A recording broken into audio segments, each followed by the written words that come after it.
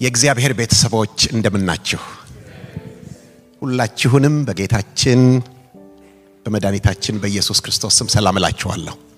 መጽሐፍ ቅዱሳችሁን መዝሙረ ዳዊት 131 ላይ ታወጣላችሁ። የዳዊት መዝሙር 131 የመዓርግ መዝሙር ነው የሚለው። የመዓርግ መዝሙር ብዙ ጊዜ ስታነቡት ግር እንደሚላችሁ እርግጠኛ ነኝ። በጣም በደቃቋ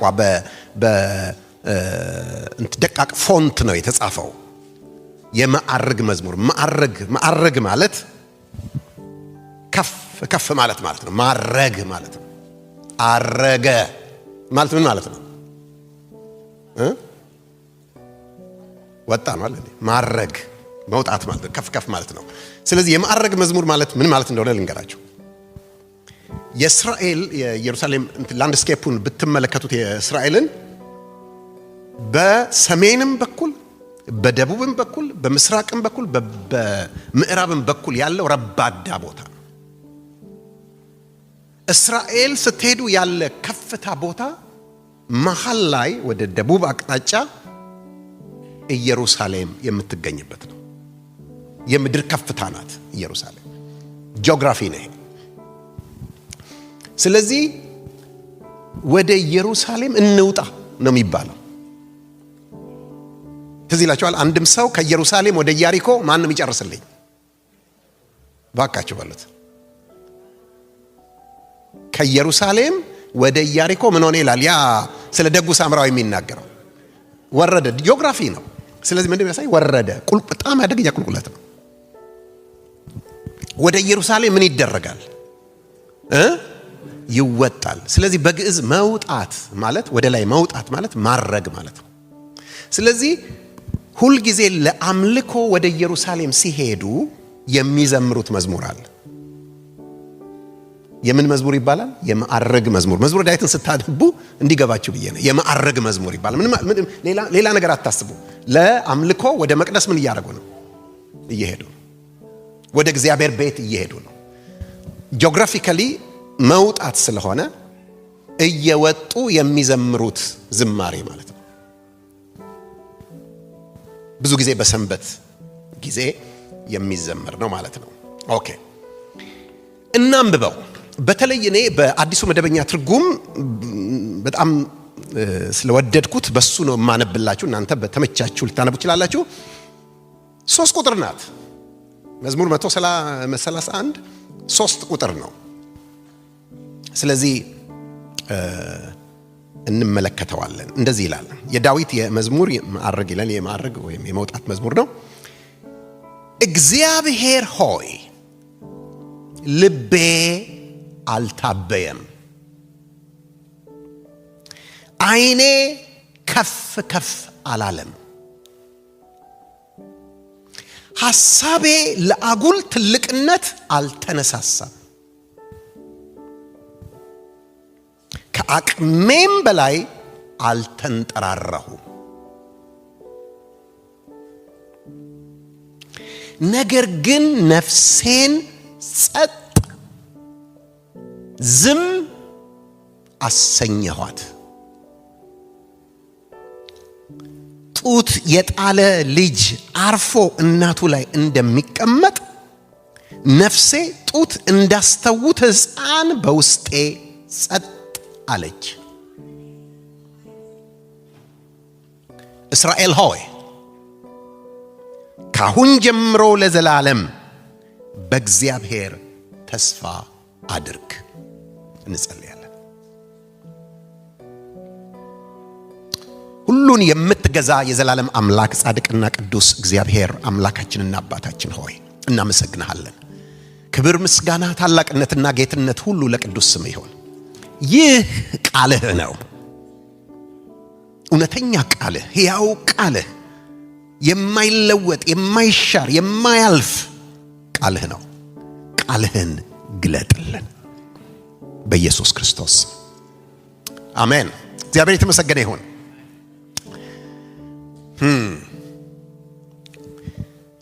ይህንን መዝሙር ስናነብ በመጀመሪያው ክፍል ላይ የምናገኘው ነገር የዳዊትን ኮንፌሽን ነው።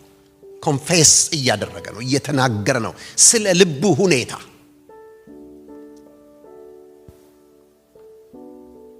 ወገኖቼ የሰው ልብ እንደ ጠሊቅ ውሃ ነው ይላል፣ እንደ ጠሊቅ ጉድጓድ ነው ይላል ምሳሌ ላይ። ልብ ምን ቢባለው ነገር ወገኖቼ እንዲህ ቀላል ነገር እንዳይመስላችሁ። የሰው ልብ በጣም ውስብስብ ነው፣ በጣም ረቂቅ ነው፣ በጣም ጠሊቅ ነው።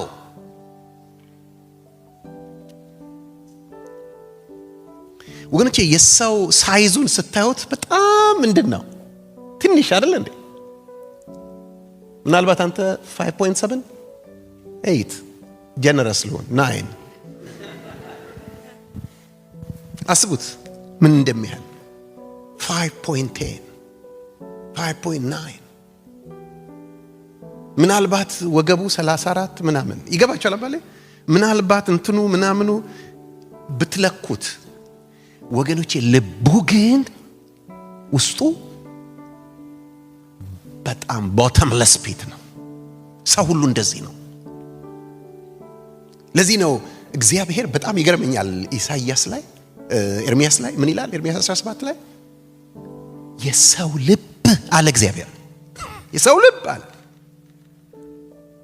እጅግ ክፉ እጅግም ተንኮለኛ ነው፣ ማንስ ያውቀዋል?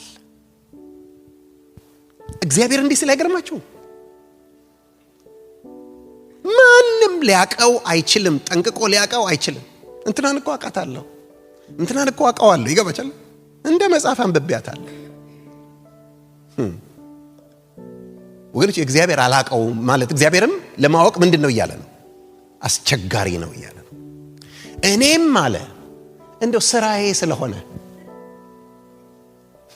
ምን የልብና ኩላሊት መመርመር ስለሆነ ስራዬ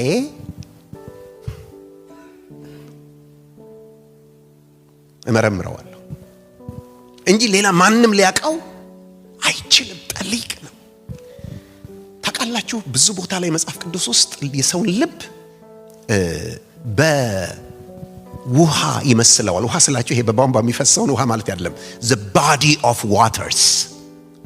waters ማለት እነዚህ ባህር፣ ውቅያኖስ፣ ወንዞች፣ ሐይቆች ምን እንለዋለን? the body of waters በሱ ይመስለዋል። ቅድም ሳይነበር እግዚአብሔር በኢሳይያስ ትንቢት ውስጥ ምዕራፍ 57 ላይ ክፉ ሰዎችን እንዴት አድርጎ እንደመሰላቸው ላንብብላችሁ። በጣም ኢንተረስቲንግ ነው። 57:20 ላይ እንደዚህ ይላል፣ ክፉዎች ግን እንደሚንቀሳቀስ ባህር ናቸው፣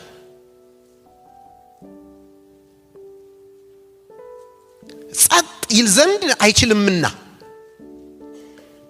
ውሆቹም ጭቃና ጉድፍ ያወጣሉና ለክፉዎች ሰላም የላቸውም ይላል አምላኬ። በምንድን ነው የመሰላቸው ክፉ ሰዎችን? ላይክ በዌቭ እንደሚናወጥ ውሃ body of water፣ እንደ ኃይለኛ የወንዝ ወራጅ፣ በጣም ጥልቅ እንደሆነ እንደማይደረስበት ባህር ይመስላል። ወገኖቼ እግዚአብሔር የልብ አምላክ ነው። በውጪ በምናደርጋቸው በውጪ በምናሳያቸው ነገር የሚሸነገል አምላክ አይደለም። የልብ አምላክ ነው። የሚወደውም ሲወድ ልብን ነው። ሲወድ ልብሽን ይወደዋል፣ ሲወድ ልብህን ይወደዋል። የሚጠላውም የሚጸየፈውም ደግሞ በልብ ነው። የልብ አምላክ ነው።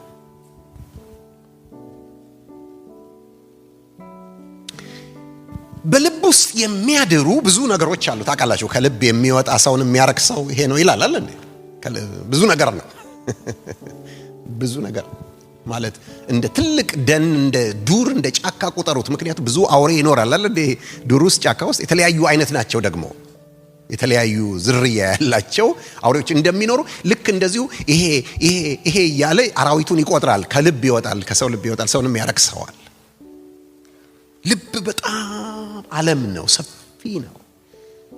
ወገኖቼ በዛ ውስጥ ግን ከሚቀመጡ ከሚሰወሩ ክፋቶች መካከል አንዱና ዋነኛው ትዕቢት ይባላል። አንድ ሰው ምናለ ትዕቢት የዲያብሎስ የመጀመሪያ ልጁ ናት አለ። የመጀመሪያ ልጁ ናት።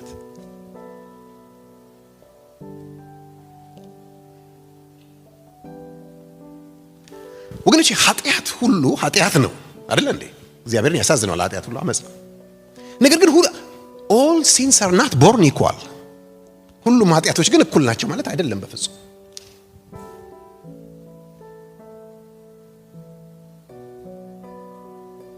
ወገኖቼ የከፋ ኃጢአት የትኛው ነው ካላችሁኝ የትዕቢት ኃጢአት ነው።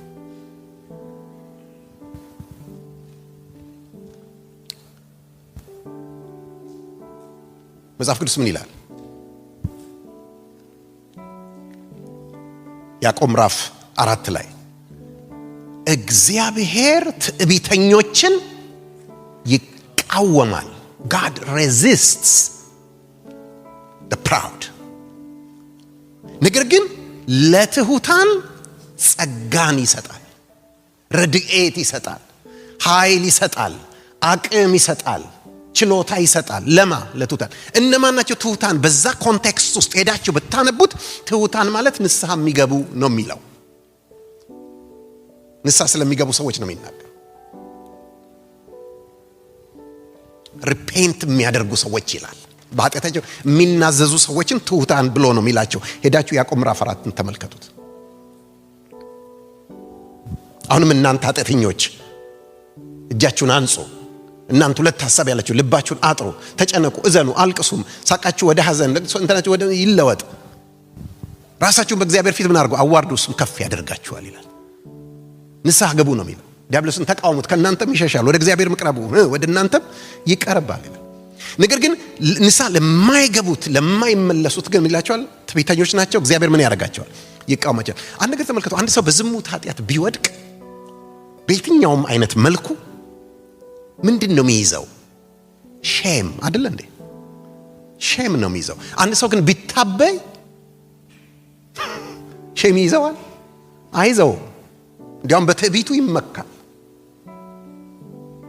እኔ ይላል፣ ዘራፍ ይላል። ናናቸው እነሱ ይላል። እንዴት እኔን ይላል። ስለዚህ በትዕቢቱ ይቅርታ አይጠይቅ፣ በትዕቢቱ አይሰበርም። ይገባቸዋል። በትዕቢቱ አይወድቅም፣ ንስሐ አይገባም። ስለዚህ በእግዚአብሔር ፊት በዝሙ እንግዲህ በጣም ኃጢአት የምንለው ትልቅ እንትን የምንለው እሱ ስለሆነ በሱ በዝሙት የወደቀ ሰው ወድቋል። እውነት ነው፣ ኃጢአት ነው። የስ በጣም የራሱ የሆነ ኮንሲኩዌንስ አለው።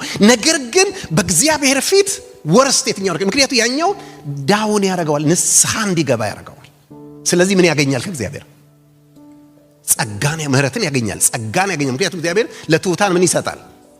አይሰማኝ፣ ምን ይሰጣል? ጸጋን ይሰጣል። እኛ ብዙ ጊዜ ጣቶቻችን ምን ተቀርጾ እንትና ወደቀ እኮ እንትና ያወደቀ እያልን በዘመናቸው ሁሉ ደግሞ ስቲግማው እኮ አይለቅም። በተለይ አበሻ መሃል እንትና ወደቀ ወገኖች፣ ትዕቢተኞች ላይ የሚጠቋቆም የለም።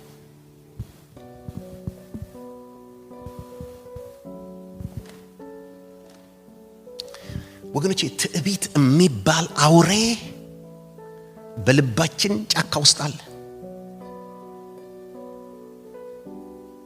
ትዕቢት የሚባል ወገኖቼ ሻርክ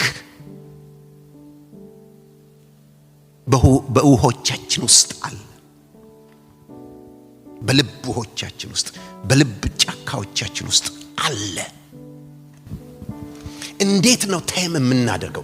እንዴት ነው የምንገራው? እንዴት ነው የምናሸንፈው? ወገኖች ያን ነገር ልንገራችሁ። እንደ ትዕቢተኛ ለመሆን ብዙ ሰዎች ምን ይመስላቸዋል መሰላችሁ? ዳዊት ባይዘው ይሄንን ሲዘምር ንጉስ ነበር።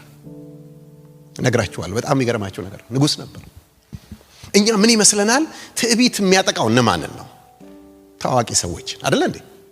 ባለሀብቶች አይደለ? ዝነኞችን፣ ምሁራንን ያላለ ስም ያላቸውን እንትን ክብር ያላቸውን አሜን በቃ ታጅበው እንትን የሚያጠቃ እንደሚያጠቃ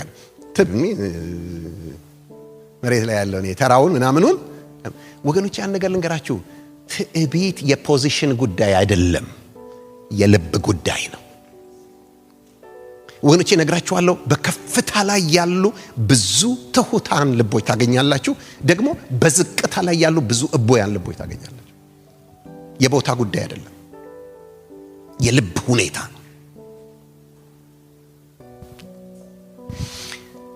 ወገኖቼ ምንድነው ትዕቢት ካላችሁኝ፣ ሰልፍ ኢሜጅ ነው። ስለ ራሳችን ያለን በጣም በዚህ ዘመን ተሞርዶ ተቀብቶ ተሻሽሎ ሰልጥኖ ዘምኖ አምሮ ተውቦ መጥቶልናል። በሰልፍ ሄልፕ እንትኖች ውስጥ ስለ ራስሽ እንትን ይወርስ ስለ ራስ እንትን ይወርስ አለ አይደለ ምናም ተብሎ በጣም ተስሎ መጥቶልናል።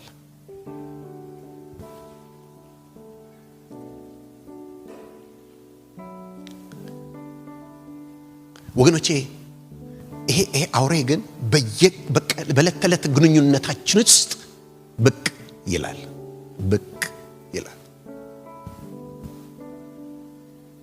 ነጮች ታውቃላችሁ የአውሮፓ ውስጥ ምናምን በጣም እንትን አንዳንድ ጊዜ ፔት የሚያረጓቸው ነገሮች ለኛ ካልቸር ከባድ ናቸው አለ።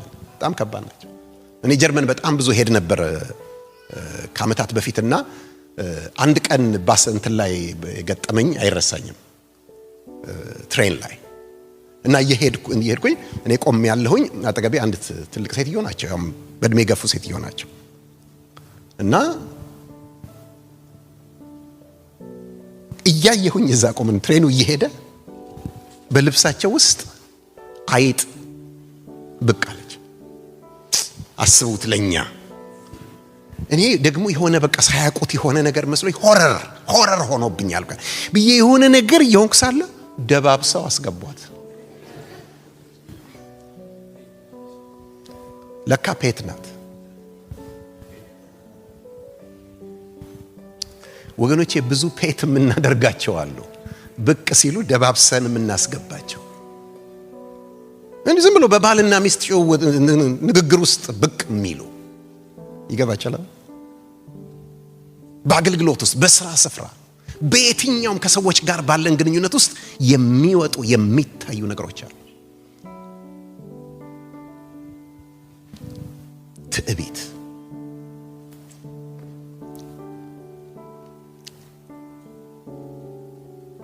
ምን ማለት ነው? እኔ እከሌ ነኝ፣ እኔ ይሄ ይገባኛል፣ እኔ እዚህ ጋር መድረስ አለብኝ፣ እኔ እንዲህ መሆን አለብኝ፣ እኔ እንዲህ መባል አለብኝ፣ ይሄ ስፍራ ሊሰጠኝ ይገባል እንዳለ የምታውቁት ያ ኤክስፔክት ያደረግነው ነገር ሳይሆን ሲቀር የሚመጣው ዲስአፖይንትመንት። እንዴት ነው ያለው? ማን ነው ይሄን የጀመረው? እኔ 3 ፊት 4 ጸጉር አውጥቼ እንትን ያረኩትን ነገር ይገባችኋል ባለ እኔ እንትን ያልኩትን እኔ የሰራሁትን እንዴት ነው? አንዳንዱ የማይወጣ ነው፣ እንደ እሳተ ገሞራ ውስጣችን የሚገላበጥ እሳት ነው፣ ግን ያቃጥለናል።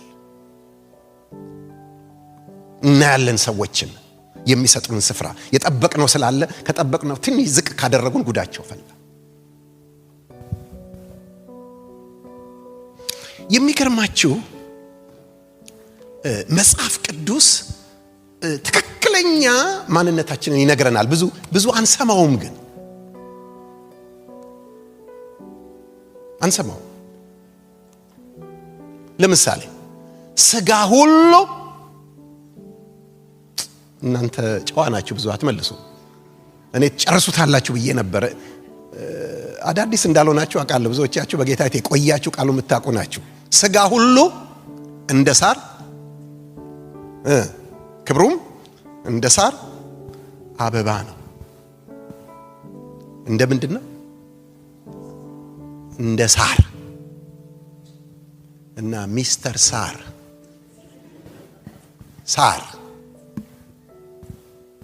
ይገባችኋል? አባ ሚስ ሳር፣ ኦነረብል ሳር።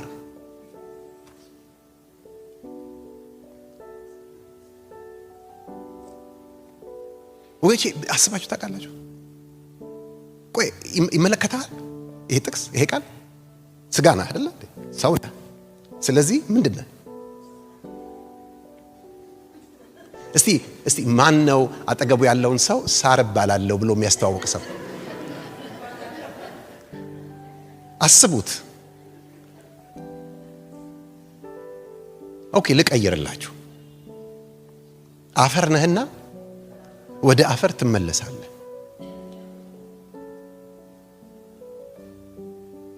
ማን ነው እሱ? አይዞ ምንም አይልህም። አፈር ማን ነው እሱ? አይገርማችሁም? አቃለው ይጨንቃል፣ ይከብዳል። እንትን ኤክስፕሌን ልታረግ ነው አይደል? እንትን ማለት አይደለም እኔ ማለት እሱ ስላለ ነው እንጂ እኔ ምን እየሞከርክ እንደሆነ ገብቶኛል። አፈር አይ ግዴለም ሊጨምርላችሁ። ህይወታችሁ ምንድናት? አሁን ታይቶ ወዲያው እንደሚጠፋ እንፋሎት አይደለም? ምን ባካችሁ አሁንስ ተባባሉ። እንፋሎት እባላለሁ በሉ አጠገባችሁ ያለው ሰው እንፋሎት።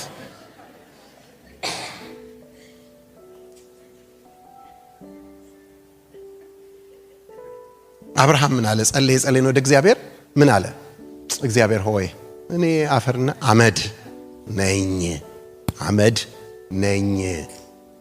እስካሁን ይኸው ለመንኩኝ፣ አሁንም አንድ ጊዜ ፈቀድልኝ። ማን ያልክ? አመድ። አይገርምም ወገኖች? አንድ መሲያኒክ ፕሮፌሲ ያለ መዝሙረ ዳዊት ውስጥ በጣም የሚገርሙ አዲስ ኪዳን ውስጥ በክርስቶስ ላይ የተፈጸሙ በተለይ ክሩሲፊክሽን፣ ይሄ ስቅለቱ ስርዓት እንዳለ ያለበት መዝሙር አለ መዝሙረ ዳዊት ውስጥ። በጣም የሚገርም ፕሮፌቲክ መሲያኒክ ፕሮፌሲ ነው ያ መዝሙር። እዛ ላይ መሲሁ ነው እንግዲህ የሚለው የክርስቶስ መንፈስ ነው የሚለው። እኔ ትል ነኝ ይላል። It's the voice of the Messiah። ሰው ሆኖ ስለመጣ ስጋ ስለለበሰ የሚለው ነው። እኔ ትል ነኝ። ሄዳችሁ አንብቡት። ተጠማው እንትን ሰጡኝ፣ አሞት አጠጡኝ፣ ልብሴን እንትን አሉ፣ ከበቡኝ፣ ምን አሉ የሚለው የመዝሙር ክፍል ላይ ስለ መስቀሉ እንትን የሚናገረው ላይ ይሄድና እኔ ትል ነኝ።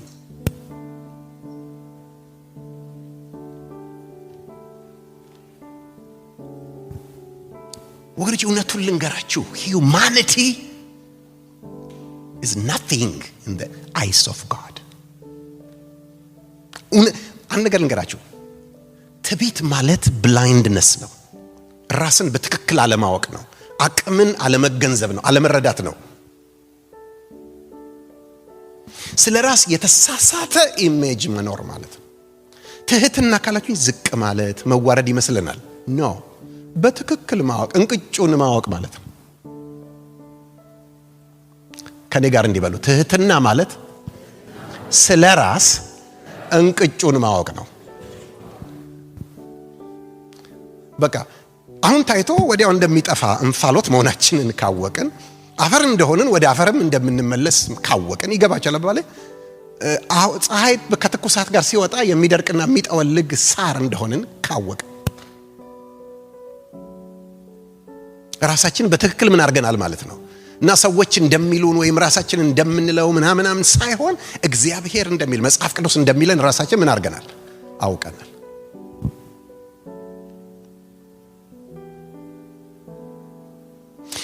ወገኖች አንዳንዶች ግን ይሄ ብርሃን የላቸውምና ራሳቸውን በትክክል በእግዚአብሔር ብርሃን አያውቁምና ውስጣቸው ይተራመሳል። ይህንንማ ሳላገኝ እዚህማ ሳልደርስ፣ አሁን በተለይ በዚህ ዘመን ያለው የክርስትናውም የፕሮስፐሪቲ ትምህርት በጣም እንትን ያደርጋል።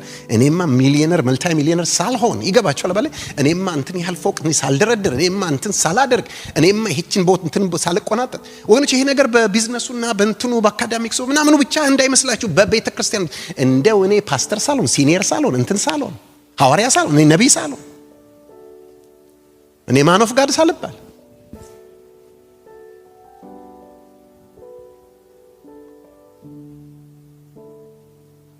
እኔ እንትን ሳላረግ ብዙ ነገር ሰዎች ያስባሉ። ወገኖቼ ያንን ለማግኘት ደግሞ ትልቁ ችግር በራሳቸው ጥረት፣ በራሳቸው ዘዴ፣ በራሳቸው ስልት፣ በራሳቸው ሮድ ማፕ ይገባችኋል? ቀይ ሰው በደንብ እንትና ቢነሳ እንትናን በዚህ እንትናን እንትን ይገባችኋል? ምሱን እየሰጠው ዋጋውን እየሰጠው ይገባችኋል? ባለ እንትን ከመጣ በዚህ ታክል እያደረኩኝ በደንብ አላቸው። ይሄን ሲሆን አይተኙ፣ እረፍት የላቸው። እንዴት አድርገው እዛ እነሱ ያሰመሩትና ራሳቸውን ያስቀመጡበት ቦታ ለመድረስ ጥረት ያደርጋሉ። ወገኖቼ እንደዚህ አይነት ሰዎች ሰላም የላቸው፣ እረፍት የላቸው። የሚፈልጉትን ነገር ለምን እንደሚፈልጉት እንኳን አያውቁም። የሚፈልጉት ግን ለበጎ ነገር አይደለም።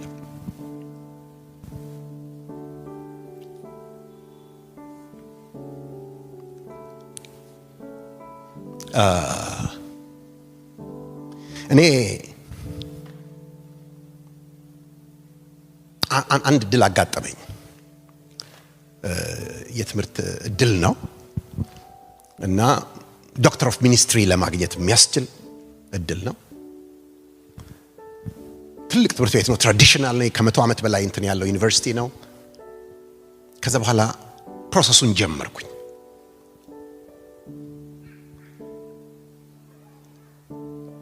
ከዛ በኋላ ግን በደንብ ልቤን ሰርች ማድረግ ጀመርኩ።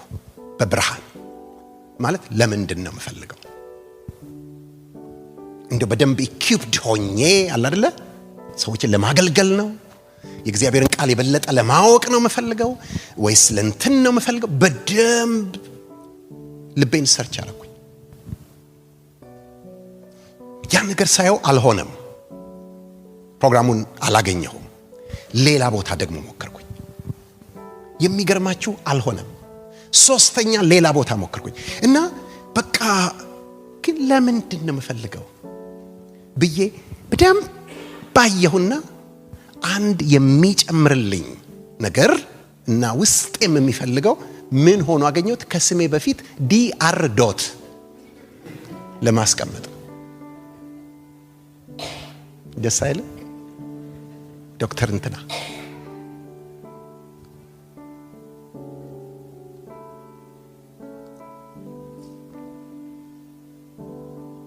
እውነቱን ነው የምነግራችሁ። በቃ ውስጥ ዲፕ ይሄ ፊት ለፊት የለም፣ ብላክ ካርድ ላይ አይጻፍም። ይገባችኋል ባለ አይባልም። ኖ በፍጹም ውስጥ ነው ያለው። በብዙ ምርመራ ነው የምታገኙት። አንድ ቀን ቀብ አረኩ አገኘሁት። ውይ አንቺ ነሽ እንዴ ማለት ለዚሁ ነው እንዴ? ይገባችኋል ባለ አያስፈልግም። በቃ ዘመኔን ሁሉ እንዲሆኝ ያሬድ ሆኜ ብኖርስ? ይገባችኋል ባለ ኦ ኖ ኖ ያሬድ አምቢሽንህን እንትንህን ኖ እንዲህ የሚባል ነገር የለም ወገኖቼ። we are disciples of Christ. amen. we live for him and for him alone. የተጠራ ነው ለዚህ ነው እንጂ ይሄን እንትን አድርጌ እንትን ተብዬ እንትን ተጠርቼ እንትን ምን ላይ ወጥቼ ከነንትና ጋር ተዋውቄ እንትን አግኝቼ እንዴ መሰላል ሰርተን ወገኖቼ መጨረሻ ላይ ታቀላችሁ ደግሞ ብዙ ነገሮች ጋሬጣ ሆነ ይቆሙብናል። መንገዳችን አይመችም። ምክንያቱም ሮድ ማፑ የተሰራው ለኛ አይደል፣ ለዚህ እንትን አይደል። ይገባችኋል አባል ከዛስ ከሰው ከዚህ ስንጋጭ ከዛ ስንላተም እኛ በፍጥነት ነው የምንሄደው። ይገባችኋል? እዛ ጋር ለመድረስ ነው እንጓጓው። ስንጋጭ እስቲ ህይወታችሁን ዞር ብላችሁ ተመልከቱት። በግጭት የተሞላ ይሆናል። እንምንጠላቸው ሰዎች ለምን ያን አምቢሽኔን እንትን ይሆኑብኝ፣ ጋሬጣ ይሆኑብኝ፣ እንቅፋት ይሆኑብኝ፣ እንትን ይሆኑብኝ፣ መከራ።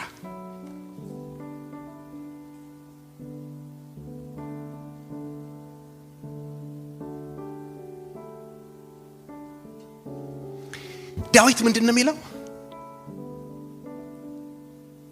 በአዲሱ ትርጉም በጣም ነው ደስ ያለኝ። በሙሉ እንግሊዘኛ ቨርዥኖች በሙሉ አይቻቸዋለሁ። ከዚህ ጋር ነው የሚስማሙት። እግዚአብሔር ሆይ ልቤ አልታበየም ነው የሚለው። እንዴት መታደል ነው! አልታበየም። አይኔም ከፍ ከፍ አላለም።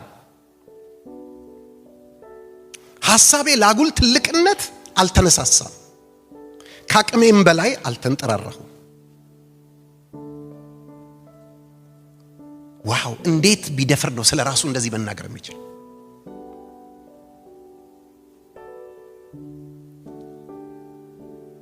ወገኖቼ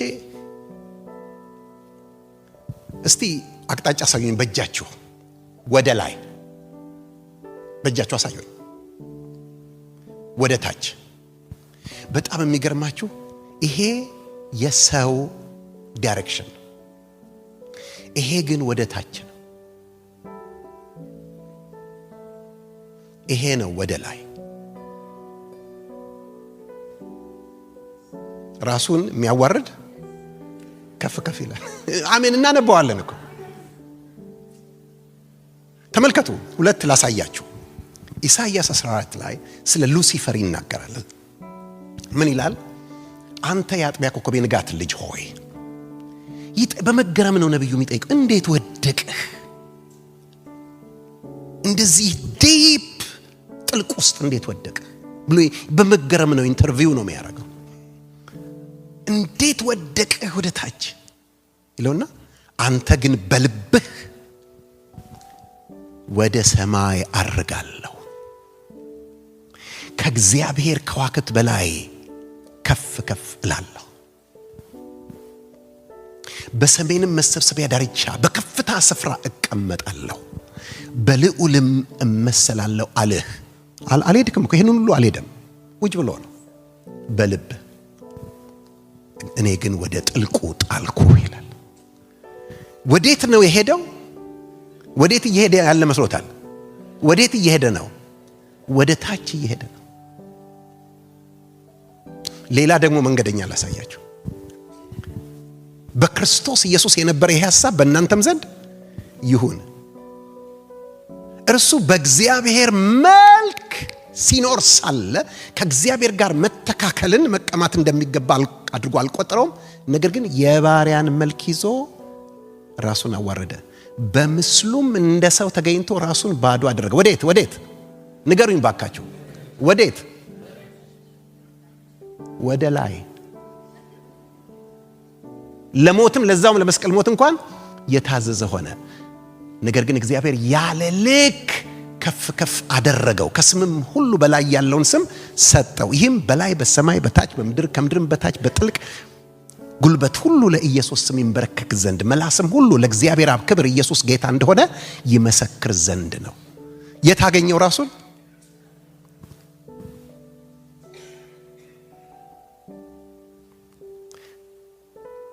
ወገኖቼ፣ አንድ ነገር ልንገራችሁ። ችግሩ ወደ ላይ ማሰብ አይደለም፣ ከፍታን ማሰብ አይደለም። that's not a problem, that's not። እንዲያውም በጣም ጥሩ ነገር ነው። እውነቱን ልንገራችሁ፣ መንገዱን ማወቅ ነው። ይገባችኋል ማለት መንገዱን ማወቅ። ማርቆስ 9 በጣም የሚገርመኝ ጌታ ኢየሱስ ክርስቶስ ለካ ከደቀ መዛሙርቱ ጋር አብሮ ሲያሳልፍ ሁሉ ጊዜ ስለ ሞቱ፣ ከፊት ስለሚመጣው ስለ ሞቱ፣ ስለ ስቅለቱ፣ ታልፎ ስለ መሰጠቱ፣ ስለ መከራው ሊነግራቸው ይፈልግና ግን ሰው አይጠፋም። ይገባችኋል? ህዝብ አይጠፋም፣ ግርግር አይጠፋምና ማርቆስ 9ን ሄዳችሁ ስታነቡ ለደቀ መዛሙርቱ አንድ ነገር ሊነግራቸው ይፈልግ ነበርና ያሉበትን ቦታ ማንም እንዲያውቅ አልፈለገም ይላል። ወደ ቅፍርናሆም ወስዶ ለብቻቸው ሳሉበት ልክ አጋጣሚ ሲያገኝ ምን አለ? የሰው ልጅ ታልፎ ይሰጣል፣ ይሰቅሉትማል፣ ይገድሉትማል፣ በሶስተኛውም ቀን ይነሳል ብሎ አላቸው። እነሱ ግን የሚለውን አላስተዋሉም፣ ሊጠይቁትም አልደፈሩም፣ ፈሩ ይላል። ወይ አልገባቸውም፣ ወይ አልጠየቁም፣ ጉዳይም አልሰጣቸውም። አንድ ነገር ሰው ይናገራል አለ አይገባችሁም። ካልገባችሁ ካልጠየቃችሁ ምን እያላችሁ መስላችሁ? it's none of my business። ይገባችኋል? ይሄ ነገር የሚያስፈልጋችሁ ነገር ማለት ትጠይቃላችሁ። ስለዚህ እነዚህ ሰዎች ጉዳይም አልሰጡት። ከዛም ከነበሩበት ወጡ ይላል፣ ወደ እንትንም መጡ ይላል። እሱ ቀድሟቸው ሄዶ ነበር። ከዛ በኋላ ቤት ሲገቡ ምን አላችሁ ይላል? በመንገድ እንደዚያ ስትከራከሩ የምትነጋገሩት ምን ነበር ብሎ ጠየቃቸው። እነርሱም በመንገድ ከመካከላችን የሚበልጥ ማን ነው ሲሉ ተከራክረው ነበርና ዝም አሉ ይላል።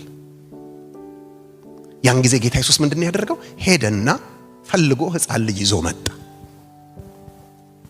መንግስተ ሰማያት ማንም እንደዚህ ሕፃን ራሱን የማያዋርድ ሊገባ አይችልም። መንግስተ ሰማያት ታላቅ የሚሆነው እንደዚህ ሕፃን ራሱን የሚያዋርድ። የሚገርም ነገር ሕፃን አምጥቶ እንደዚህ ያለውን ሕፃን በስሜ የሚቀበል እኔን ይቀበላል፣ እኔን የሚቀበል የላከኝን ይቀበላል። ዋው ወገኖቼ ታስባላችሁ? ጌታ ኢየሱስ ክርስቶስ በልቡ ውስጥ በጣም የከበደውን ዋና ነገር የሞቱና የትንሣኤውን ነገር፣ የወንጌልን ነገር፣ የሰው ልጅ ድህነትን ነገር፣ የዲያብሎስ መንግስት የሚፈርስበትን አዲስ ዓለም የሚፈጠርበትን ነገር ትልቁ ቁም ነገር እየነገራቸው፣ እነሱ ግን የሚያሳስባቸው ማን ነው ከኛ መካከል ታላቅ? ማን ነው ፊተኛ የሚሆን? ጌታ ምን አላቸው? ማንም ፊተኛ ሊሆን የሚወድ እርሱ የሁሉ አገልጋይ ይሁን፣ የሁሉ ባሪያ ይሁን። ምን ማለት ነው? ፊተኛ መሆን መውደዳችሁ ችግር የለውም፣ መንገዱ ነው። እናንተ የምታስቡት ሰዋዊ መንገድ፣ ምድራዊ መንገድ፣ ስጋዊ መንገድ፣ አጋንንታዊ መንገድ ጥልቅ ነው የሚጥላችሁ። ትክክለኛው መንገድ ግን ይሄ ነው፣ ተከተሉኝ እያላቸው። ኦኬ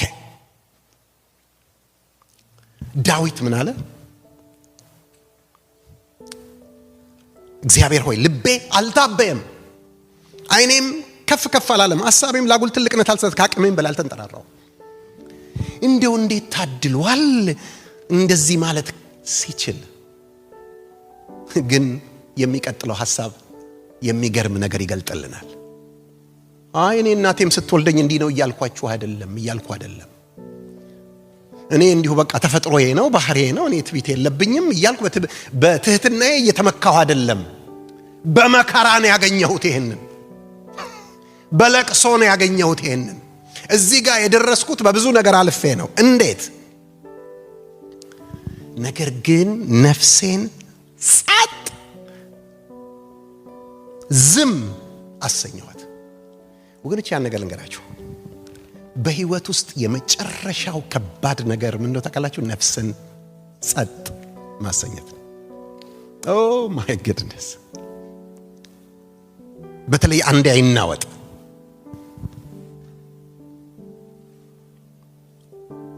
ነፍስን ጸጥ ማሰኘት ቀላል ነገር አለ ማለት የሆነ በተን የለውም። ይገባቻል ማለት ሄዳችሁ ጠቅ አርጋችሁ ጸጥ የምታሰኙት ነገር አይደለም። ሄዳችሁ ግጥም አርጋችሁ የምትይዙት ነገር አይደለም። ጸጥ የምታሰኙት ነገር አይደለም።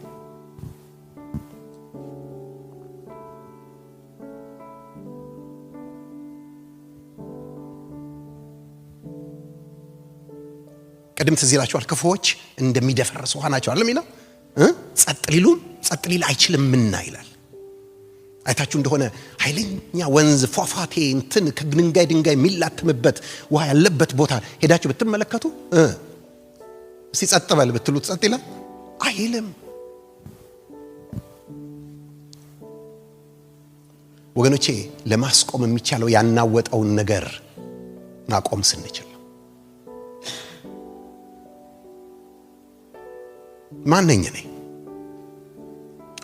እንዴት አይነት ቆጥሮ ጥያቄ መሰላችሁ? ሐዋርያው ጳውሎስ በጣም ከሚያስደስተኝ አባባሉ አንዱ አንደኛ ቆሮንቶስ ምዕራፍ 3 ላይ ሄዳችሁ ስትመለከቱ ምን ይላል? በአጵሎስና በጳውሎስ ተጣልተዋል ነበር ቆሮንቶሶች። የጦፈ ጠብ ተነስቶ ነበር፣ ቡድን ተፈጥሮ ምናምን መጣና ምን አላቸው? ጳውሎስ ምንድን ነው?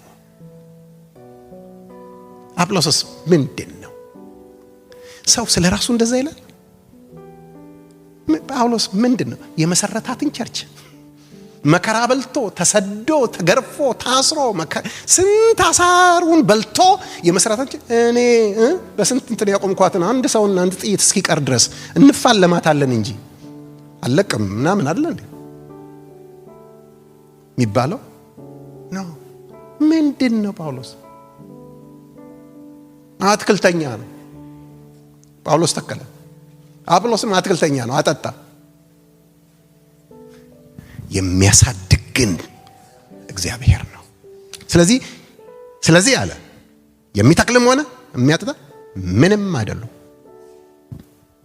nothing። ወገኖች እውነተኛ መንፈሳዊ ልዕልና ያለው እኔ ማንም አይደለሁም፣ የሆንኩትን ከራሴ የተነሳ አልሆንኩት አንዱንም ነገር። አሜን አሜን። አንዱንም ነገር ሌላው ይቅርና አሁን እዚህ ጋር ተቀምጬ መተንፈሴ ባፍንጫዬ መተንፈሴ ወንጂ ትላንት እኮ አብረውን የነበሩ ሰዎች ነበሩ አይደል እንዴ? የሉም።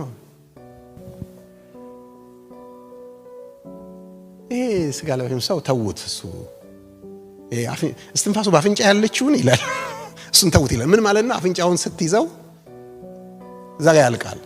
ዋው ወገኖቼ፣ እግዚአብሔር ግን ለትልቅ ክብር ጠርቶናል።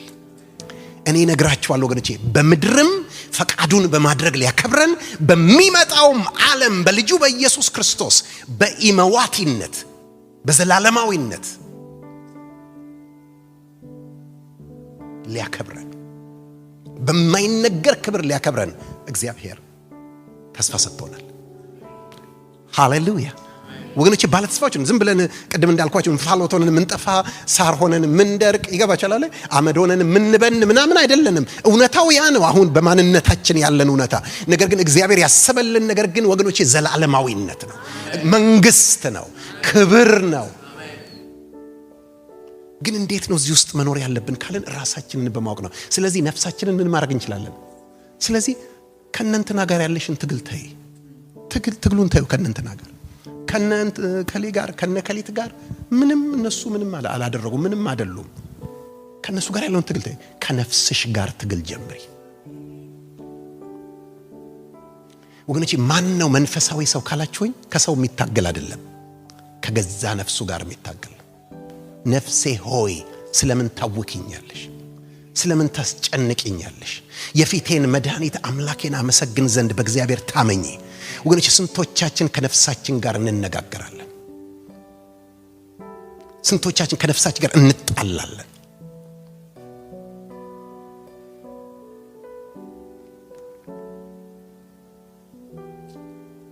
እንዴ ሰው እንዴት ራሱን ያናገራል?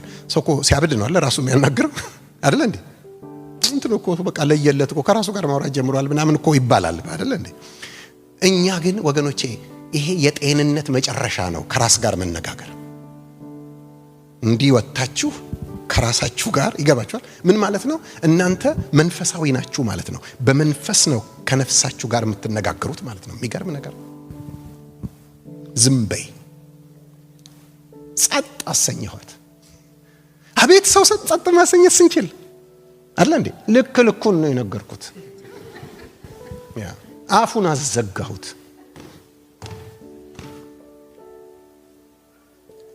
ሰው በክርክር ጸጥ ማሰኘት እንችላለን ወገኖች። ቁም ነገር አይምሰላችሁ። ቁም ነገሩ ነፍስን ጸጥ ማሰኘት መቻል።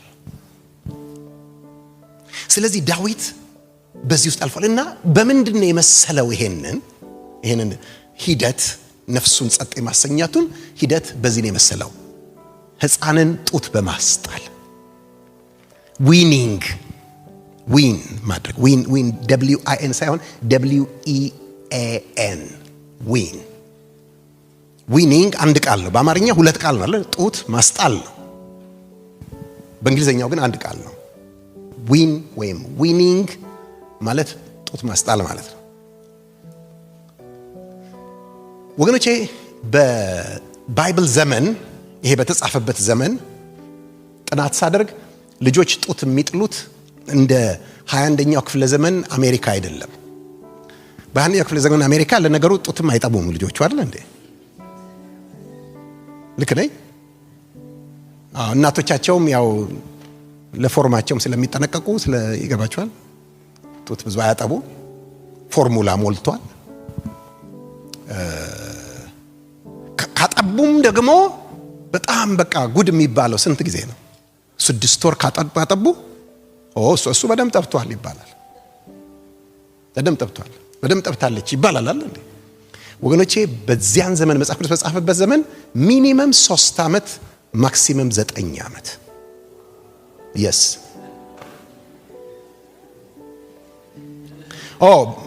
ገረማችሁ? በባይብል ዘመን ምናምን እኔ ትላንትና እንዳጋጣሚ አንስተን ነበርና የባለቤቴ አባት 90 ዓመቱ ነው። አንድ ሰሞን አብረን ተራራ እንወጣ ነበር እና እኔ ነኝ የሚደክመኝ፣ እሱ ምንም ንቅንቅ የለም። በየቀኑ ትሬድሚል ላይ ይሮጣል። በጣም አክቲቭ ነው። ያገኘውን ነው የሚበላው። እኔ መርጣለሁ ለጤና ጥሩ አይደለም ምናምን እያልኩ፣ እሱ ግጥም ነው። ምንም ብዙ ህመም ራሱንም ብዙ አሞታ ያውቅም በዘመኑ።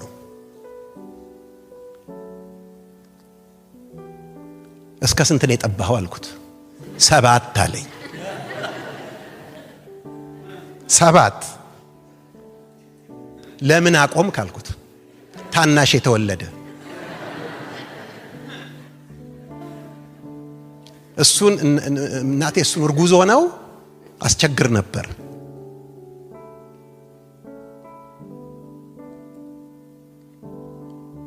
እንዴት ጠንካራ ይሆን 7 ዓመት ጠጥቶ ያንን እንገር ነው ምናምን የሚባል ነገር። ኦኬ ግን ጡት ማስጣል በጣም the most painful process ነው። not to the mother but to the child። በጡት ማስጣል ውስጥ እናት አሸናፊ ነው የምትሆነው፣ ልጅ ተሸናፊ ነው የሚሆነው። ምክንያቱም ስፔሻሊ ከ3 ዓመት ከሞላ በኋላ በጣም ከባድ የሚሆነው ኢንፋክት 3 ዓመት ማለት ከዛም በፊት ምንድነው ጥርስ ነው። ጥርስ ይወጣል።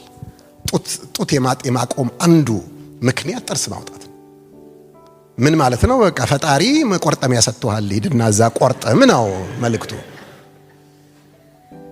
እስካሁን መቆርጠሚያ አልነበረህም፣ እኔ ጡት ሰጥቼሃለሁ፣ አሁን ከዚህ በኋላ ሂድና ቆርጠም ነው። ተመልከቱ፣ ሳይኮሎጂካሊ ስታጠኑ በዛ እድሜ በልጅነት ከፍተኛ ነርቨስ እንትንና ሲስተምና ምንድነው አፌክሽን ያለው አፍ ላይ ነው።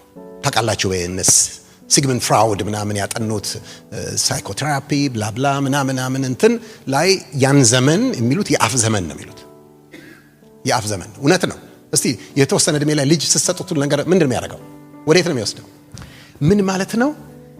ፕሌዠር የሚባለው ያለው እዚህ ጋር ነው። እና ሳክ በማድረግ ነው ያ ፕሌዠር የሚገኘው።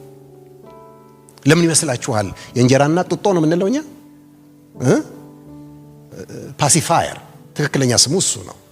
ፓሲፋየር ፓሲፋይ እንዲያረጋው ሰጠዋለን። ፓሲፋይ ያረጋቸዋል። እሱ ብቻ አይደለም፣ ምን የማይጠቡት ነገር አለ። አድገው እንኳን ያቺ መጀመሪያ የለበሷትን ብላንኬት የሏችሁም ልጆች እንደዛ አይነት ወይ አጠገባችሁ ጎረቤት ዘመድ የለም፣ እሷን ሳይከቱ አይተኙም፣ እንቅልፍ አይወስዳቸው። አድገው ምን ማድረግ ይፈልጋሉ? ፕሌዠር አለው። ስለዚህ እኮ አድገዋል፣ ጥርስ አውጥተዋል፣ ማቆም አለባቸው። ነገር ግን ስቲል ምን ማድረግ ይፈልጋሉ? መጥባት። ለምግቡ ብቻ አይደለም፣ ለፕሌዠሩ። ስለዚህ እናቶች ግልግል ስለሚፈልጉ ምን ያደርጋሉ? ማስቆም ይፈልጋሉ። እኛ ትዝ ይለኛል እኔ ልጅ ሆኜ ምንድን ነበር መሰላችሁ የሚደረገው? ግራዋ ይቀባል። አለቀ። ልጁ ሳያይ ጡታቸው ምን ይቀባሉ? ጨምቀው ግራዋ ይቀባሉ። ከዛስ በሄደ ስትስሉ ይሰጡታል። ሲሰጡት ይመረዋል፣ ኮምፕሌን ያደርጋል። አሁን ይሉታል። መጨረሻ ላይ ወደዚያ ይላል። ኑሮ ሲመረው ጡት ማስጣል ፕሮሰስ ነው። በእኛ ሀገር ጡት ማስጣል በጣም ትልቅ ትራዲሽን አይደለም ወገኖቼ። በባይብል ውስጥ ግን በተለይ በጥንት ዘመን በጣም ትልቅ ጉዳይ ነው። አንድ ነገር ልንገራችሁ። አብርሃም እንደምታውቁት በ100 ዓመቱ ነው አይደል ይስሐቅን የወለደው? ተስፋ ቃል ተሰጥቶ በ100 ዓመት በብዙ ጥበቃ አይደል እንዴ? እና በ100 ዓመት ያ በሚራክል ልጅ ሲወለድ ድግስ አይደገስም? አብርሃም አልደገሰም። ኢቭን ሲድራው ለርብቃ እንደደገሰ የሚናገር ነገር የለም። ደግሰው ሊሆን ይችላል። መጽሐፍ ቅዱስ ግን ምን ይላል? አብርሃምም ይስሐቅን ጡት ባስታለበት ቀን ታላቅ ግብዣ አደረገ ይላል።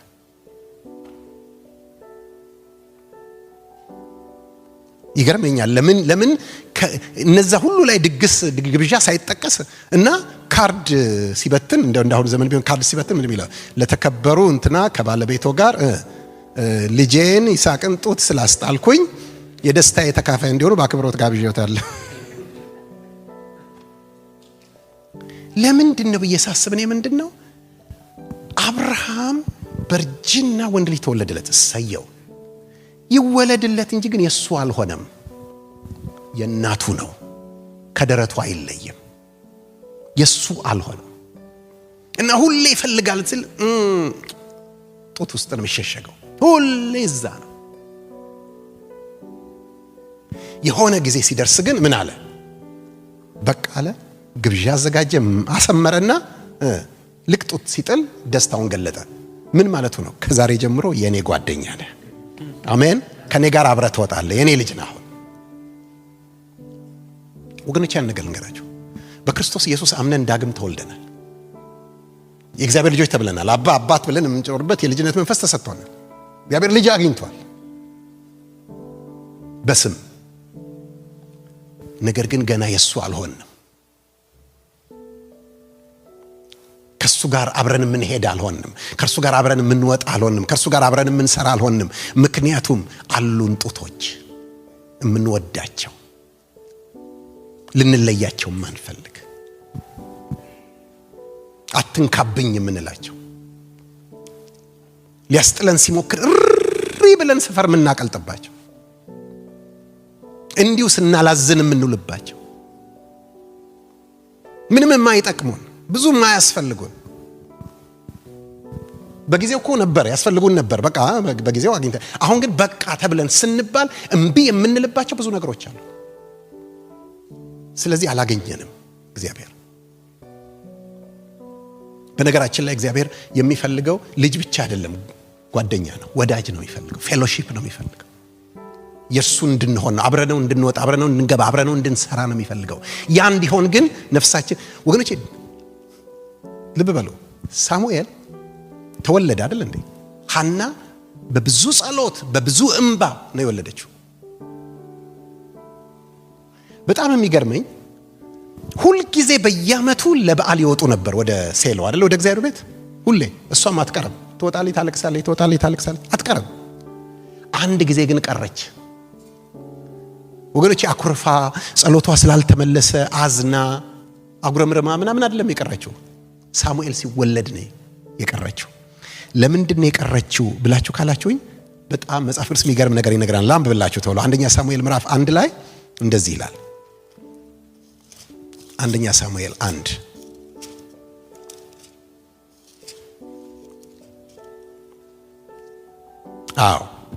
ከቁጥር 21 ጀምሮ አንብበው።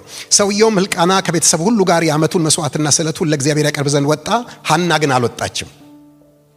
ባሏንም ሕፃኑ ጡት እስኪተው ድረስ እቀመጣለሁ፣ ከዚያም በኋላ በእግዚአብሔር ፊት ይታይ ዘንድ በዚያም ለዘላለም ይሆን ዘንድ አመጣዋለሁ አለችው። ባሏም ሕልቃና በዓይንሽ ደስ ያሰኝሽን አድርጊ፣ ጡትም እስኪተው ድረስ ተቀመጪ፣ ብቻ እግዚአብሔር ቃሉን ያጽናላት።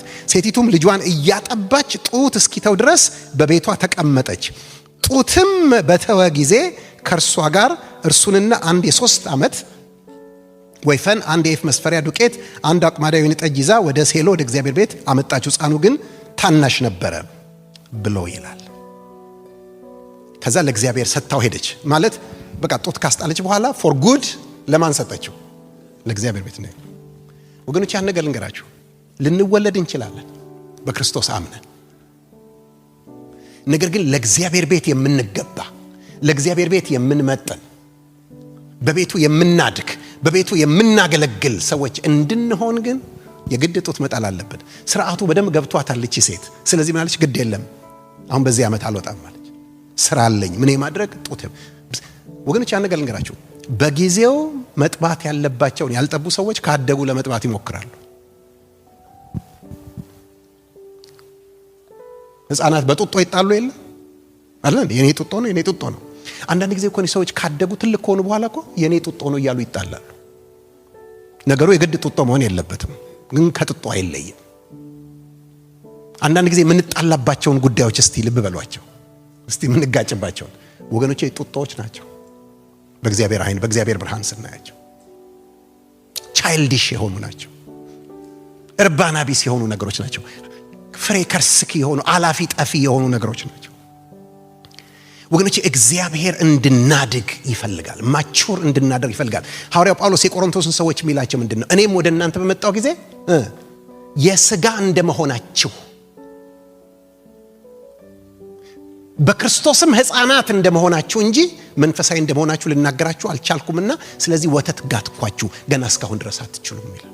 እኔ በጣም ነው የሚገርመኝ። ይሄን ቃል በደንብ ልብ ብላችሁ ስሙልኝ። የማ እንደመሆናችሁ ነው የሚለው። እስቲ ከኔ ጋር ጮክ ብላችሁ የሥጋ በሉ እስቲ።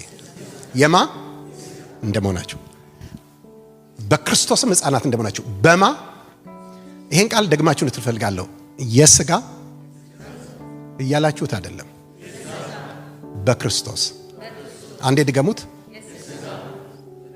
ለመጨረሻ ምን እያላችሁ መሰላችሁ ባለቤትነት ሲነሳ የማናችሁ የሥጋ ናችሁ አድራሻ ግን ሲነሳ በማናችሁ ስለዚህ በክርስቶስ ሆኖ የማ መሆን ይቻላል የሥጋ መሆን ይቻላል መንፈሳዊ አይደላችሁ ቢልና ምክንያቱ ምንድነው ይሄው አሁንም ወተት ነው የምትጠጡት አሁንም ጦት ነው የምትፈልጉት ወተት ለዛም ደግሞ ጤነኛ ሕፃናትም አይደላችሁም ወተት ጋትኳችሁ ስለሚል ጤነኛ ሕፃን ወተት ይጠጣል እንጂ አይጋትም ሲታመም ግን የግድ ምን ይደረጋል ይጋታል የግድ ነው ያጠጣዋችሁ ወግሪች ከዓመት ዓመት ሁሉ ጊዜ በቃ ወተት ብቻ አለለ በቃ የመጀመሪያ ነገር ብቻ ምን ፈልግ ከሆነ ጦታልታል ለዚህ ነው ዕብራውያን መልእክት ጸሐፊ ምዕራፍ 5 ላይ ሄዳችሁ ስትመለከቱ ከጊዜው የተነሳ አስተማሪ ልትሆኑ ሲገባችሁ እናንተ ግን የእግዚአብሔርን ቃላት የመጀመሪያ ነበር የክርስቶስን ወንጌል የመጀመሪያ ትምህርት የሚያስተምራችሁ የሚያስፈልጋችሁም ወተት ነው እንጂ ጠንካራ ምግብ አይደለም ወተት የሚጋት ሁሉ ሕፃን ነው የጽድቅን ቃል አያውቅም ጠንካራ ምግብ ግን መልካሙንና ክፉን ለመለየት በስራቸው የለመደ ልቦና ላላቸው ለእግዚአብሔር ለመንፈሳዊ ሰዎች ነው ይላል ኦኬ ስለዚህ ዳዊት በጣም የሚያስደንቃችሁ ሌላ ሰው አይደለም የሚያስጣለው ራሴ ነፍሴን ጦት አስጣልኳት አለ እሱ እንደ እናት ሆኖ ነፍሱን እንደ ሕፃን አድርጎ ምን አረኳት ይላል ወይን አረኳት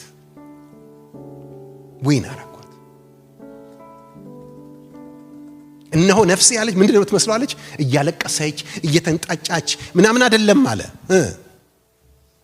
የእናቱን ጡት እንዳስጣሉት ሕፃን በውስጤ አለች አለ ጸጥ አርጋታለሁ አቤት ያለ ሰላም አቤት ያለ እረፍት አቤት ያለ ጸጥታ ነፍስን ጸጥ በማሰኘት ውስጥ አንዳንድ ጊዜ እኮ ወገኖች ልንገራችሁ አለ ሁሉን ነገር ለመሆን ነው የምንፈልገው እኮ አንድ ነገር እኮ አይደለም ሁለት እግር አለኝ ተብሎ ሁለት ዛፍ አይወጣም አይደል እኛ ግን 10 ዛፍ ሁሉ መውጣት እንፈልጋለን በዚህም ሰክሰስ እንፈልጋለን በዚህም ሰክሰስ እንፈልጋለን በዚህም ሰክሰስ ምናያቸው ነገሮች ሁሉ ሀውቱ ይገባችኋል ባለ ሰክሰስ የሚያሰጡን ነገሮች ይሄን ነፍሴን ጸጥ አሰኘኋት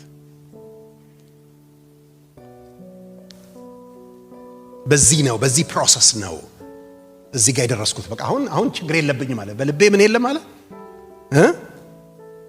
ልቤ አይታበይም አይኔም ከፍ አይልም እግዚአብሔር እንደዚህ አይነት ሰው ሲያገኝ ምን ያደርጋል ያነሳና ከፍ ያደርጋል ሃሌሉያ አሜን በቃ የሚፈልገው ይሄንን ነው ከፍ ያደርጋል አሳይን ያደርጋል ኤግዛልት ያደርጋል ወገኖች አንድ ነገር ልንገራችሁ ክብር ስለፈለጋችሁ አታገኙትም ክብር ከምስራቅ ወይ ከምዕራብ ወይ ከምድረ በዳ አይመጣም እግዚአብሔር ፈራጅ ነው ያንን ያከብራል ያንንም ያዋርዳል ስለተመኛችሁት አይመጣም ስለፈለጋችሁት አይመጣም ስለሮጣችሁ አይመጣም ለወደደ ወይም ለሮጣ አይደለም ከሚምር ከእግዚአብሔር ዘንድ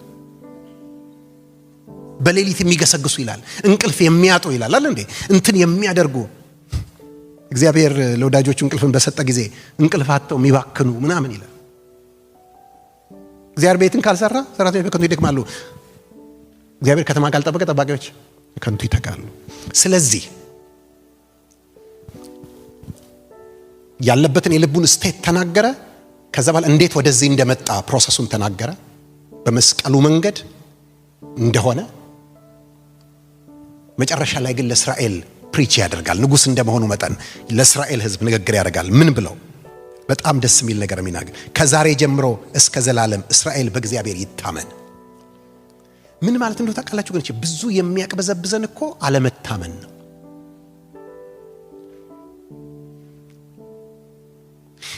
ወገኖቼ ለምድሩም ኑሮዬ ለሚመጣውም እግዚአብሔር ታማኝ ነው ሃሌሉያ የገባውን የተስፋ ቃል የሰጠኝን የተስፋ ቃል ይፈጽማል የተስፋ ቃል ሲባልኛ ብዙ የተስፋ ቃሎቻችን ምድራዊ ናቸው ወገኖቼ ለምድሩ ብዙ የተስፋ ቃል አይደለም የሚያስፈልገን እግዚአብሔር ግን አንድ የሰጠን የተስፋ ቃል አለ የክብር ወገኖቼ ጌታ ኢየሱስ ይመጣል አሜን በቃ ይሄ እውን ነገር ነው ይመጣል ሲመጣ ደግሞ የዘላለም ህይወት አለ ክብር አለ መንግስት አለ አሜን። በቃል ውስጥ የተጻፉት የተስፋ ቃሎች ሁሉ እውነት ናቸው። ስለዚህ በእግዚአብሔር እንታመን። ክርስቶስን በዚህ ህይወት ብቻ ተስፋ ያደረግነው ከሆነን ከሰው ይልቅ መናሳዝን ምስኪኖች ነን አለ እንዴ። በዚህ ህይወት ተስፋ እናደርገውም አይደለም፣ በዚህ ህይወት ተስፋ እናደርገዋለን። የበለጠ ግን በሚመጣው ደግሞ ተስፋ እናደርገዋለን። ለኔና ለእናንተ ሞት ዴድ ኢንድ አይደለም። አንዳንዴ እኮ ሐኪም ለምርመራ ሄደን ምናምን እኮ ያውጃል አይደል እንዴ? ሞት ያውጃል። ወገኖች ምንም አይምሰላችሁ፣ እኔ ልንገራችሁ፣ ምንም አይምሰላችሁ። እኔ ሰዎች በእድሜ ሲከራከሩ ያጋጥመኛል። አንድ ጊዜ በጣም እንትን ይላሉ። በእድሜ ሲከራከሩ አትደብቁ፣ ምን ያስደብቃቸው? እኔ እውነቱን ልንገራቸው፣ እድሜ እንላቸው፣ እኔ እድሜ ዘላለም ነው፣ አልደብቅም። አሜን። እድሜ ምንድነው? ዘላለም እንጂ በ50 60 ምን ተብሎ የሚቆጠር አይደለም፣ ዘላለም ነው። ተስፋ ያለን ሰዎች ነን። ስለዚህ ለዛሬ በማን እንታመን? በእግዚአብሔር እንታመን። ምን ላድርግ ካላችሁኝ ወገኖቼ፣ ልባችንን ሰርች እናርግ፣ ልባችንን እንመርምር። ያበጠ ነገር ካለ ይገባችኋል፣ ቲዩመር ነው። ያበጠ ነገር ካለ፣ ትዕቢት ያለበት ነገር ካለ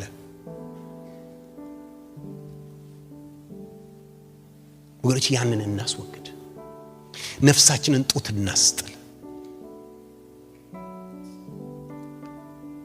ቃሉ እንደሚለን፣ እግዚአብሔር እንደሚለን ራሳችንን እንወቅ። ከፍታ ወደ ላይ ለመሄድ በመሞከር የሚገኝ እንዳልሆነ ይገባል። እግዚአብሔርን በመታዘዝ ፈቃዱን በማወቅና በማድረግ ውስጥ ነው ከፍታ ያለው። እግዚአብሔር ይዞን የሚሄደንን መንገድ አንጥላው፣ እንታመን። ወገኖቼ የረፍት ህይወት በትዳራችን፣ በስራችን፣ በቤተ ክርስቲያናችን፣ በአገልግሎታችን የረፍት ህይወትን እንኖራለን። እግዚአብሔር የተመሰገነ ይሁን። ሃሌሉያ ሃሌሉያ። እግዚአብሔር ተናግሮኛል ቢል ሰው አለ? ቆመን እንጸልያለን።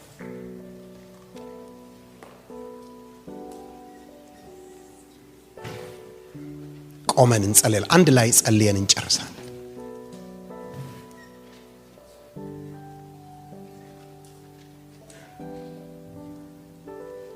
ወገኖቼ እጆቻችሁን አንሱና ህይወታችሁን ለጌታ ስጡ። ወገኖቼ አንዱ ጌታ ለሚጠሩት ሁሉ ባለጠጋ ነው። አሜን። ዳዊት ስለ ነፍሱ ነው የተናገረው። መጀመሪያ ግን ምን አለ? እስራኤል ሁሉ በእግዚአብሔር ይታመን፣ እግዚአብሔር ለሁሉ ይበቃል። አይደለም ለአንድ ለኔ ነፍስ፣ ለሰው ዘር ሁሉ በቂ ነው።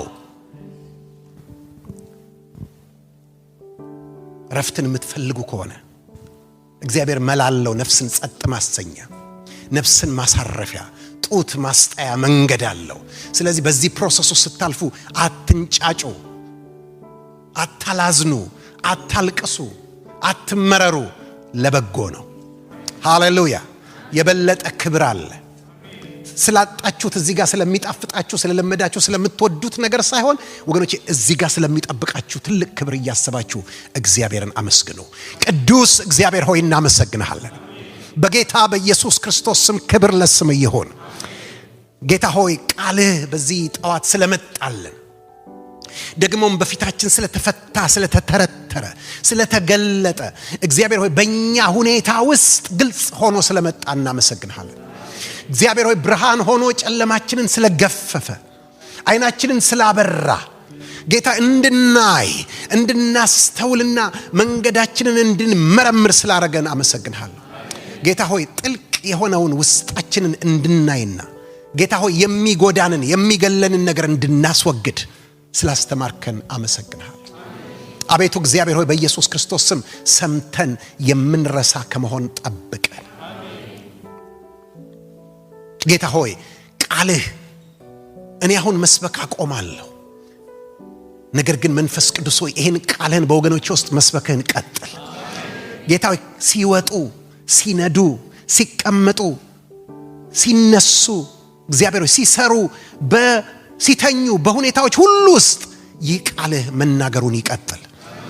ቃልህ ሕያው የሚሰራ ሁለትም አፍ ካለው ሰይፍ ይልቅ የተሳለ ነውና ቅልጥምና ጅማትን መንፈስና ነፍስን እስኪለይ ድረስ የሚወጋ ነውና የሰውን የልብ ሐሳብ ሳይቀር ሁሉን የሚመረምር ነውና በኢየሱስ ክርስቶስም ቃልህ ይስራቸው፣ ጡት ያስጥላቸው። እግዚአብሔር ሆይ ከትዕቢት ነፃ ያድርጋቸው። ባንተ በመታመን አርፈው ተደላድለው በጸጥታ ውስጥ የሚኖሩ አድርጋቸው። ላንተና ለሰሙት የጸጋ ቃል አደራ ሰጣቸዋለሁ በኢየሱስ ክርስቶስ ስም። ክብር ለማን ይሁን? ክብር ለእግዚአብሔር ይሁን።